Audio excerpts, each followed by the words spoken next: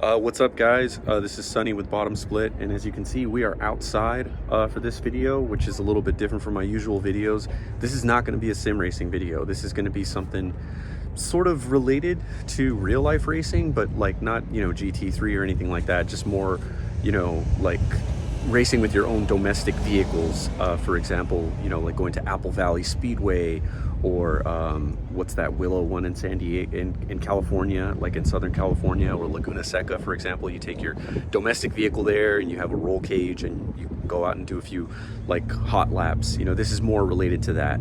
So the truth is, sim racing hasn't really scratched my real life motorsport itch, so I decided to get into like a project car. And when I was in my late teens, one of the cars I really wanted was a turbocharged Mitsubishi Eclipse. Like back then it was either the GST or the GSX, but I really liked especially that second generation, like 1995 through 1999. I just loved the clean lines, the way the body looked, and it didn't help that I was more or less like indoctrinated by Fast and the Furious, Paul Walker's famous green Eclipse with the blue highlights and the white wheels. Everybody fell in love with Eclipses based on that movie, and I was 18 years old when that movie came out, so you can imagine it had a pretty big impact on me. But unfortunately, for practical reasons, I bought a Toyota Corolla when I was 18. That's the car that my mom, I don't want to say she pressured me. I know that what she was aiming for was for me to have a practical vehicle. She didn't want me to have something that I was going to wrap myself up around a tree. And in hindsight, it probably would have been a bad idea for me to have that car when I was 18. And part of the reason is what I'm going to talk about when I talk about this car in general, and why 18-year-olds just shouldn't have owned that car. It was a very deceiving platform for 18-year-olds back in the early 2000s, in the late 90s, because most people said, hey, you could just like throw a few $100 into the car, raise the boost, and then you've got a car that's in the mid 14s or the low 14s, which was pretty fast for a car that was only like 20 grand or 24 grand back then. Basically, this sport compact 4-cylinder car that could beat V8 Mustangs and Camaros and drag races. But what they didn't talk about was the fact that when you do that, when you drive it that way and you don't have the money to take care of it, it has massive reliability problems. So in a way, my mom saved me from probably thousands of dollars of expenses that it would have cost for me to keep that car on the road if I drove it the way that I drove when I was 18. But let's talk about why I'm making this video. And as you can tell from the title of this video, this is going to be a project car that I'm going to work on, and my goal is going to be to try to work on it every week, even if it's just a little bit, just small things, tightening up a few nuts, like changing out a couple of filters, cleaning up a few parts of the engine bay. Any little thing that I can do every week, if I just gradually work towards what the goal is, then maybe I can reach that goal. But I started out with this. Now let me show you guys the car that I started out with, that I thought was going to be my project car, and I'll explain why it's not going to. Underneath this car cover is a 1997 Mitsubishi Eclipse GST. However, it's a Spider. Now I'm going to show you a couple pictures of it with an overlay so you can see it's the Barcelona red pearl color. It's an automatic. It has the original 4G63T engine. It has 3-inch turbo exhaust. It has a Grim Speed. I forgot what the Grim Speed thing does. I think it's a manual boost controller. It has the original aluminum 16-inch, I believe they're 16-inch wheels. It even has the original Mitsubishi hubcap, like the center caps. Everything on this car works. All of the interior works. I installed a new head unit so that I could get CarPlay and Android Auto, but for the most part, this car is just in really good condition. It only has 117,000 miles. It has no major accidents. It's not a salvage title. It has a minor fender bender on the passenger side front fender, but other than that, it's just in great condition. When I bought it, the only thing that it needed was that the heater was not working, and what I found out was that the heater hoses were bypassed, and I thought that the heater core might be cracked, but I actually checked the heater lines, the heater core lines, and I ran some water through the heater core, and I found that no water was dripping into the interior of the car. So whoever owned the car before, they improperly misdiagnosed that the heater core was damaged and they bypassed it. But it turns out that if you just bought new heater core hoses and reclamped them with like better clamps, then I fixed the heater. And after that, I had working AC, working heat. The convertible top works. It has cruise control and ABS. It's a very solid I would consider a fully loaded Eclipse GST Spider, but it is a Spider. And one of the goals for this project car is that I want to take it to the track. And the thing about a convertible is that in order to take it on the track, a lot of tracks will require you to have a roll bar. And not only that, but even if you get a roll bar, you're probably not going to be able to stiffen up the chassis, especially not to the level that a hatchback is stiff. The Spider body is going to twist, the chassis is going to twist a lot, especially in hard cornering. So it's just not an ideal platform for motorsports racing or like going to the track. The other thing about the Spider is that it was only available in front wheel drive. Now these cars, the second generation Eclipses, are actually a lot easier to convert to all-wheel drive. You just need the all-wheel drive transmission, and if you're converting it to manual, you need the actual shifter housing, the shifter lever, the shifting cables, and then you just need everything from the transmission to the back rear wheels, which is like a different gas tank, the all-wheel drive subframe, a rear differential, different axles, and then you need to do some small modifications to the chassis in order for it to hold all of the all-wheel drive hardware. It's not a terribly expensive process, but it just takes time. Some people have been able to get the entire swap done over one weekend, and even for like someone with modest beginner mechanic skills, they've been able to do it over the course of like 2 weeks. And I thought about doing that with an Eclipse Spider. I've seen other Spiders converted to all-wheel drive on DSM Tuners, and they look really great. They look like really great cars, but most of the people that own them don't take them to the track. There's been a couple that have been taken to the track, but they have really extensive roll bars done, custom roll bars, in order for it to offer the level of protection that's required to go to the track. And unfortunately, if the roll bar doesn't extend to the front of the car, like over here where the windshield is, like if it doesn't connect to here where the convertible top connects to the windshield, then you're still going to experience a little bit of twisting with the chassis if you brake or accelerate or corner very hard. So ultimately I decided that while the Spider was a really great deal and I got a good deal on it, I'm just going to restore it to a very good solid daily driver status and then sell it. I've got a 5-speed manual front wheel drive transmission and all the parts that I need to convert it to manual. I'll probably do that and then just sell this car, because ultimately the best thing to do would be to get a GSX, which brings me to this. All right, here it is, potentially one of the worst financial mistakes that anyone could make that's a fan of DSMs. You remember that scene in Fast and the Furious where Paul Walker pulls up with a Supra on a trailer and they're just like, oh, you could maybe tow that across the finish line or push it? This is the Eclipse equivalent of that scene. This is rough. This is a completely bare chassis. It has like no front fenders. The front bumper support is gone. The engine obviously is gone. Yeah, Ted, no SR20's full of premium here. It has a proportioning valve, and then it has like some of the lines for the proportioning valve. There's some hardware that's missing there. It has the brake booster, I believe that's what that is. It has some of the upper front suspension, like it has these, I don't know what that's called. I forgot what it's called, but it goes right above the coil and like the shock that go attached here. It has the doors and the windshield's not cracked. But yeah, this is pretty rough, and I'm gonna explain to you guys why I bought this, because this looks really crazy, right? Like what am I gonna do with this, right? Well, first of all, let me preface this by saying the good things about this. This is a 1997 Mitsubishi Eclipse GSX chassis. It was manual when it had everything. Like, the VIN is to a manual car. That proportioning valve is actually for an ABS system, and you can actually find pieces of the ABS system that are still here. There's some speed sensors that go at the front and the rear, and you can see parts of it still here. There's some stuff that's missing that's going to have to be replaced, but it was an ABS car. It also has a sunroof, or had a sunroof. The windshield has no cracks in it, neither does the rear hatch, which is good because a lot of these chassis have cracks in the windshield and the rear hatch, and it's pretty expensive to replace the glass on them. The firewall is completely intact. I ran the Carfax on this car, and this car has not been titled or on the road basically since 2010. It's a California car, and check out these strut towers. There is no rust on them.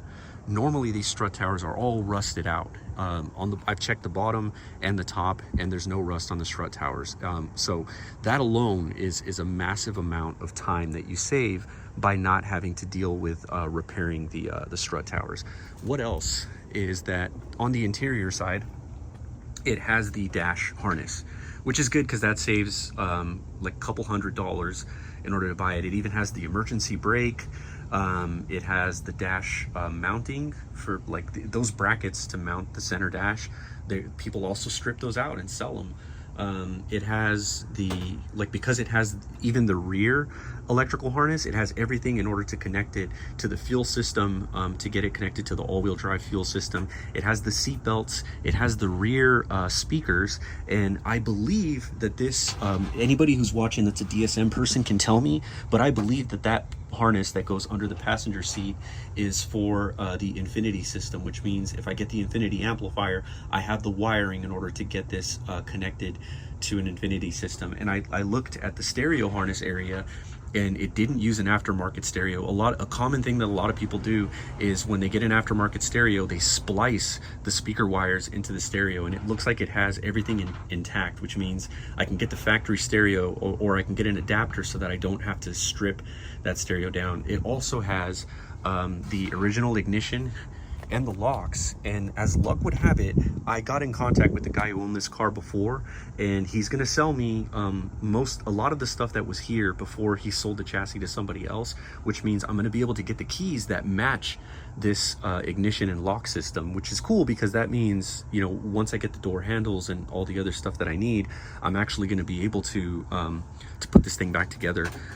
It also has the inner door handles, you can see those there. And the rear hatch, you can't really see it here, and I don't really want to pull it off, but the rear hatch has no cracks. So like this car is basically in really, really good shape, despite the fact that it has nothing here. But if I really want to, you really want to know why did I buy this? Why wouldn't I just spend the money on a complete GSX? Well, the first reason is because I hate myself. But the second reason is because the person who sold this to me sold it to me for $750, but it wasn't just for the chassis. $750 for a clean title GSX shell that has no accidents on record and only has 105,000 miles. If you were to fully restore that vehicle, they're going on Bring a Trailer for like $35,000. So it's really hard to get a GSX in this condition. But on top of that, the guy gave me this stuff. So for $750, I got that shell with the all-wheel drive gas tank, with the filler neck. I believe this is the fuel hanger. It's not the sender unit, but I found a guy who sold me the sender unit, which has the fuel pump inside of it. It has the gas tank, the shell that holds it up to the vehicle itself. He also gave me the rear subframe with the forks, with the brakes, well, the hubs, one brake caliper, but both wheel hubs. Also with the upper, I don't know what this is, but it bolts into the chassis to hold the this entire assembly in place. It comes with the lower control arms. It comes with everything basically to connect it to the rear differential. This rear subframe, I've seen them going for $600 to $700 by themselves, and that's just the subframe by itself. That doesn't include the lower control arms. It doesn't include like the hub or any of this stuff. This alone is worth $500 to $600, especially in this condition. I saw a guy selling one for $400 and it had a bunch of holes drilled in it. It was in terrible condition, but he was selling it for $400 because they don't make these anymore. And if you want to do an all-wheel drive swap, you need this. He also gave me this center shaft. The center shaft, I've seen it going for, you know, $200 to $300. Like, these parts alone are worth more than I paid for the shell. So if you really want to think about it, I paid $750 for a rear subframe, all of the rear suspension, the gas tank, the fuel filler neck, the gas tank, like the cover, and the center shaft, the main drive shaft, and the guy just gave me a GSX shell for free. So yeah, that's everything that I have I also have an LSD rear differential. I have a full set of GSX brakes, and I have an all-wheel drive manual transmission that shifts into every gear. It's in perfect condition with the matching transfer case. That's currently waiting to be shipped to me, but I basically have everything that I need to get the drivetrain going. The only thing I need is a set of coilovers, so that I can actually put the suspension in. I need the front suspension, like the front, like the fork, there's like a cross member and a subframe that goes on the front of the car. I need all of that. A set of wheels. I'm gonna try to maybe find some Steelies or see if anybody has some 5x114 wheels they want to give up cheap. And then of course I need the motor. But yeah, I mean, I'm not far. Like if I get the interior and I like make some deals for the interior, I could have a pretty good running car. I'm gonna have to deal with the title, which is kind of a pain in the butt, but you know, I've got a pretty good start. My goal with this car is gonna be to restore it little by little. I'm gonna try to put a video up every week. I have a kid, she's 3, and I'm not like a worthless dad. I help out a lot with my kid, so it's gonna be a challenge. This is gonna be tough, but I'm hoping that we can do it. You know, maybe we can completely restore this thing and bring it back to life. Why am I bringing it back to life? Well, first of all, the DSM partnership ended 23 years ago. You know, the Mitsubishi, the 3rd gen Eclipse, was not part of the DSM like partnership. It wasn't built out of the same factories as the 1st gen and the 2nd gen Eclipse were out of Normal, Illinois. 3rd gen Eclipse didn't have the turbocharged motor or the all-wheel drive system. In fact, if you want to catch up on the Eclipse, just watch a really good video by Donut Media. I've got it linked in the description. But basically, these cars, they've been like out of commission for 23 years. Every time a motor blows up and the person decides, instead of rebuilding the motor and getting it back on the road, that he's going to part it out and then crush the chassis to recycle it, that's one less DSM Eclipse or Talon that exists anymore. Anytime that somebody cuts out the strut towers, because that's what they do when the strut towers rust out, you have an Eclipse that has rusted strut towers. You could do what, like that guy that's restoring a Skyline, I forgot his name, but Calvin Molly, I think is what his name is. But I mean, you could like do the sheet metal work and then solder it in, like weld it into place to fix the strut towers. But what a lot of people do is they cut these guys out and then they sell them by themselves. Whenever that happens, you've basically got a chassis that's junk, and that's what they do. They junk it out, they get it recycled, and that's one less DSM. Every year, dozens of these things are just going extinct. They're going extinct one car at a time. So I'm sad to think that I've got a clean title GSX, and the best thing that people say to do is to just strip it, you know, strip it even more than it's already been stripped. This was somebody's dream car at some point in the past. Somebody bought this thing new from the dealership and they were so happy to have it, like an all-wheel drive turbocharged Eclipse. It was, you know, they took it to get washed every single weekend. You know, they every day that they went outside, they just stared at it in their driveway. You know, it was a hero car for somebody at some point in the past, and now look at it. It's kind of sad. It's kind of sad to know that this is the fate of a DSM once it's been just scavenged over like vultures just picking meat. So I want to bring this thing back into its former glory. I want it to have gray interior just like it did from the factory. I want it to have an Infinity audio system just like it did from the factory. I'm going to have to swap in some aftermarket parts. That's just the nature of the times. It's really hard to find OEM replacement parts for others. They don't sell the OEM replacement like shocks and coil springs anymore, so I'm going to have to use coilovers. I'm going to have to cut some corners just to get it running, and then I'll finish it up with high quality stuff later. So my first goal is going to be to get this thing sitting on the ground on wheels, because right now it's a little bit dangerous. It's sitting on jack stands. I've got it tied to my house so that it doesn't just tip over and fall, but this is not a very stable way to have this car. So I'm going to get it sitting down on wheels, get the suspension running enough just to be able to sit it down, get the emergency brake at least going. So I'm going to need the brake, like the master cylinder. I'm going to need all the stuff to get the brakes running, just so that I can at least sit the car down and put the parking brake on. That's going to be the goal number one. And then goal number two is going to be to slowly piece together the rest of the exterior, because right now this is actually the perfect time to paint it. The cool thing about this car is that it has a factory black paint color, which was actually one of my favorite colors, and it's really hard to find an Eclipse GSX in the original exterior black color.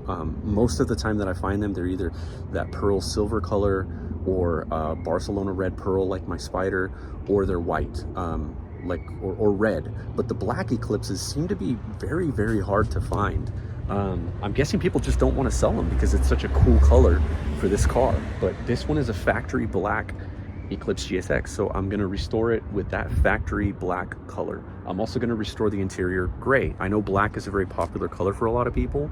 Tan, actually, like the beige color, looks really, really good with a black exterior, but I'm going to go gray with the interior because that's what it had from the factory. And then, you know, little by little, I'm just going to bring this thing back to life. I'm probably going to use a revised 7-bolt, 98 or 99. People are going to say to use a 6-bolt, but in my opinion, I don't want to risk it. It's California, and they have a strict rule about smog when it comes to using an older block. I know some people are probably going to send me a message and tell me that they got a smog hookup, they've got a guy around the corner or whatever, but I just want to do it that way. I want to have a 98 or 99 block. That's just what I want to do. I don't want to deal with having to move around any of the emissions hardware because the block doesn't line up perfectly with the 97 through 99 GSX engine harness or where the sensors are. So I just want to have, you know, a 98 or 99 block. I'm going to try to find one. And you know, the 98, 99 block is actually cheaper. 6-bolt blocks go for a lot more money since they're much more bulletproof. And you know, I'm actually going to restore this with ABS. So all you people who hate ABS systems, you know, I understand you believe that non-ABS cars are faster. I don't really believe that. I think that if you reach a point where ABS kicks in, you were going to lock up anyway. So I'm just going to have ABS in there because I need to learn where the ABS system kicks in, because that's going to be like right beyond where my maximum brake pressure is anyway. But I'm going to restore it with ABS because that's how it came from the factory. But yeah, thank you guys for watching. This is going to be a very ambitious project. It's going to be very, very difficult. I don't know what I'm getting myself into. My wife came outside and she said, "Did you buy trash?" And I don't blame her, because technically this was trash. But you know, maybe we can bring it back to its former glory together, I hope. If you guys have any advice, or you know any hookups on interior parts or any of the suspension parts in Southern California, please let me know. I will pay for it. I'm not expecting any handouts. Thank you guys for watching. I'll see you next time.